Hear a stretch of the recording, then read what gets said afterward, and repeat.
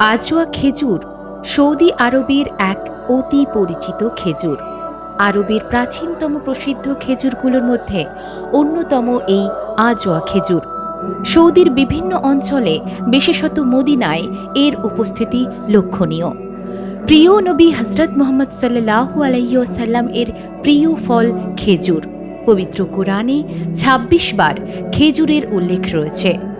সাধারণত প্রিয় নবী সাল্লাল্লাহু আলাইহি ওয়াসাল্লাম ৭টি খেজুর দিয়ে নাস্তা করতেন।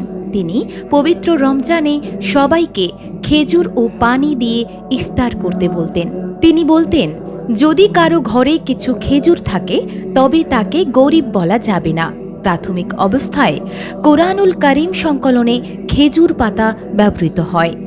প্রিয় নবী সাল্লাল্লাহু আলাইহি ওয়াসাল্লাম নিজেই আজওয়া খেজুরের বীজ রোপণ করেছিলেন। এই খেজুর বিশেষভাবে বরকতময়। প্রিয় নবী সাল্লাল্লাহু আলাইহি ওয়াসাল্লাম বলেছেন, যে ব্যক্তি প্রতিদিন সকালে কয়েকটি আজওয়া খুরমা খাবে, ওই দিন রাত পর্যন্ত কোনো বিষ ও জাদু তার কোনো ক্ষতি করবে না। তিনি আরও বলেন, খোদ জান্নাত থেকে আজওয়া খেজুর এসেছে।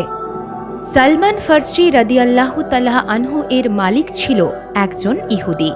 তিনি যখন মুক্তি চাইলেন তখন ইহুদি শর্ত দিল যে যদি তিনি নির্দিষ্ট কয়েক দিনের মধ্যে নগদ ৬০০ দিনার দেন এবং ৩০টি গাছ রোপণ করেন এবং গাছে খেজুর ধরলেই সালমান ফারসি রাদিয়াল্লাহু তাআলা আনহু এর মুক্তি।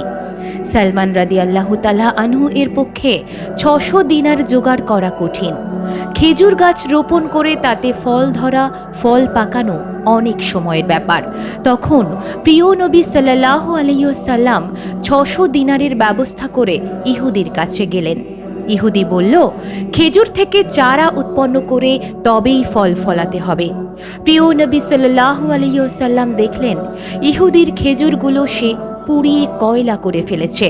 প্রিয় নবী সাল্লাল্লাহু আলাইহি ওয়াসাল্লাম খেজুরের কাঁদি হাতে নিয়ে আলী রাদিয়াল্লাহু তাআলা আনহুকে গর্ত করতে বললেন। সালমান ফারসি রাদিয়াল্লাহু তাআলা আনহুকে বললেন পানি আনতে। আলী রাদিয়াল্লাহু তাআলা আনহু গর্ত করলে প্রিয় নবী সাল্লাল্লাহু আলাইহি ওয়াসাল্লাম নিজ হাতে প্রতিটি গর্তে সেই পোড়া খেজুর রোপণ করলেন। প্রিয় নবী সাল্লাল্লাহু আলাইহি ওয়াসাল্লাম সালমান রাদিয়াল্লাহু তাআলা আনহুকে নির্দেশ দিলেন যে বাগানের শেষ প্রান্তে না যাওয়া পর্যন্ত তুমি পিছন ফিরে তাকাবে না। সালমান রাদিয়াল্লাহু তাআলা আনহু পেছনে না তাকিয়ে পানি দিতে লাগলেন। বাগানের শেষ প্রান্তে যাওয়ার পর তিনি তাকিয়ে দেখলেন যে প্রতিটি গাছ খেজুরে পরিপূর্ণ। এই খেজুর পৃথিবীর সবচেয়ে দামি খেজুর এবং স্বাদের দিক দিয়েও সবচেয়ে সুস্বাদু। বিজ্ঞানীদের মতে আজওয়া খেজুরে আছে আমিষ, শর্করা, প্রয়োজনীয় খাদ্য, আঁশ ও স্বাস্থ্যসম্মত ফ্যাট। এছাড়া ভিটামিন এ, বি6, সি এবং অন্যান্য খাদ্যপ্রাণ।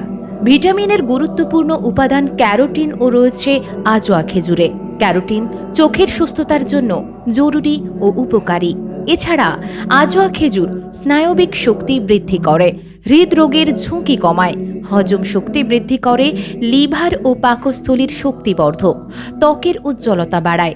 ভিটামিন এ সমৃদ্ধ এই খেজুর দৃষ্টিশক্তির জন্য গুরুত্বপূর্ণ এবং রোগ প্রতিরোধ ক্ষমতা বাড়ায়।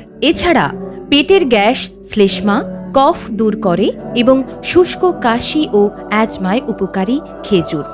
উচ্চমাত্রার শর্করা, ক্যালোরি ও ফ্যাট সম্পন্ন খেজুর জ্বর, মূত্রথলির ইনফেকশন, কণ্ঠনালীর ব্যথা বা ঠান্ডাজনিত সমস্যা, শ্বাসকষ্ট প্রতিরোধে বেশ কার্যকর। লাং ও ক্যাভিটি ক্যান্সার থেকে শরীরকে দূরে রাখে এই খেজুর।